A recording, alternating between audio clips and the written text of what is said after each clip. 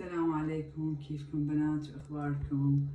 اليوم جايب لكم وصفة كتير سهلة وبسيطة وطيبة. طبعا هي مو سورية، هي أكلة عراقية. هي بس فول، طبعا يسموها العراقيين باجلة يعني.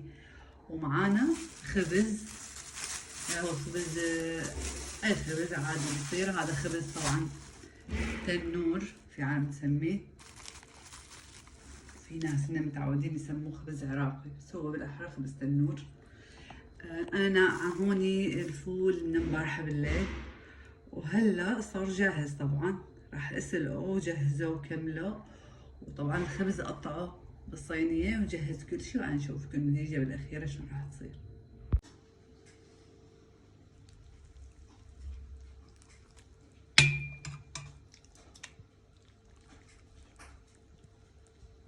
وهذا شكل النهائي. الأكلة هاي اللي قلت لكم عليها قبل شوي، باجلة بالدهن. وما بننسى جنبها طبعا الخضروات، وأكيد ما بننسى أكلة سورية جنبها اللي هي فول مدمس. طبعا هي الباجلة عبارة عن فول، فناخذ من هذاك الفول نسوي صحن فول مدمس كتير طيب. إذا تحبوه جربوه، إذا اللي ما بيعرف يعمله يكتب لي بالتعليق حتى عليه المرة الجاية شوف فيكم كيف يصير.